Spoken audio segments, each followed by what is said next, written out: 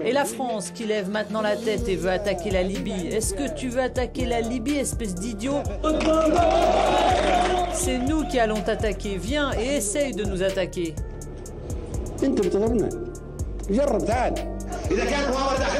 Si c'est une conspiration interne ou extérieure, nous allons l'éliminer. Si c'est une conspiration militaire, nous allons l'éliminer. Nous allons l'éliminer avec le peuple libyen et les tribus libyennes qui forment une armée pour libérer des ennemis chaque pouce de la Libye.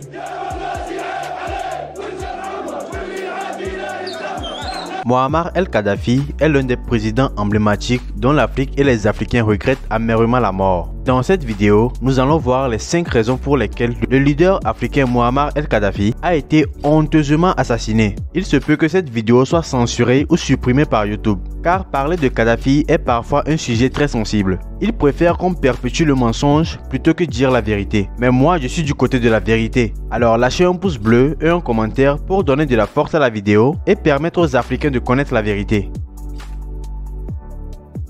Aujourd'hui, il n'est plus à démontrer que la France est l'allié la plus hypocrite des Africains. Du moins, c'est le mot que j'ai trouvé pour ne pas dire le poison du développement africain. Un président africain qui mène des actions qui n'entrent pas dans les avantages de la mer Poule est automatiquement balayé de la surface terrestre. Tout comme Kadhafi, tous les présidents africains qui étaient proches de la France et qui voulaient réaliser des actions libératrices du peuple se sont vus 6 pieds sous terre, que ce soit les coups d'État ou les assassinats. Tant que c'est en Afrique, la France n'est jamais loin et cette proximité avec la France a été un coup fatal pour notre leader Mouammar el-Kadhafi. Il a fallu d'une petite mésentente avec les dirigeants français qu'il se fit immédiatement diaboliser aux yeux du peuple libyen et vu qu'il devenait trop dérangeant, la seule solution était de le supprimer de la surface de la terre.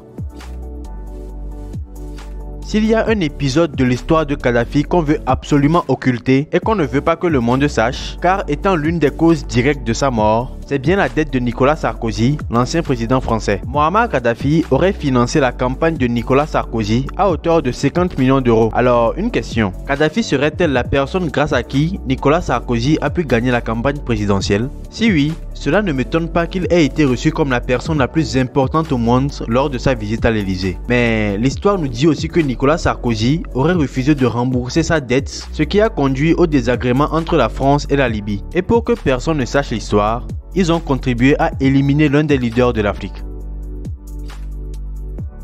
L'un des souhaits de Kadhafi était de voir l'Afrique rayonner sur tous les plans. De ce fait, il avait pour ambition de sortir ce continent de la dette. Mais vous savez très bien que celui qui touche aux intérêts de l'Occident ne vit pas très longtemps. Et après l'avoir diabolisé, après avoir créé du désordre dans son pays et après l'avoir traqué pendant des semaines, un 20 octobre, l'OTAN, ayant localisé le convoi de Kadhafi, ordonne une frappe aérienne sans l'accord de personne. Cette frappe aérienne était le début de la fin pour Kadhafi et pour l'Afrique. On ne peut pas parler du décès de Kadhafi sans dire que son peuple en est un minimum responsable. Toute personne a un bon côté et un côté obscur et Mouammar el-Kadhafi n'en faisait pas exception. Il a tout donné au peuple libyen, de la liberté à la gratuité en passant par le confort. Mais quand les Occidentaux l'ont diabolisé, tout le monde s'est retourné contre lui. Il n'a pas été soutenu par le peuple libyen, raison pour laquelle il a été traqué par des étrangers et a été tué dans son propre pays. Si les Libyens l'avaient soutenu, Kadhafi serait encore vivant aujourd'hui et la Libye serait l'un des pays les plus puissants de l'Afrique. Car personne ne peut atteindre un leader qui est soutenu par son peuple. Et de surcroît, quand ce leader fait du bien à son peuple.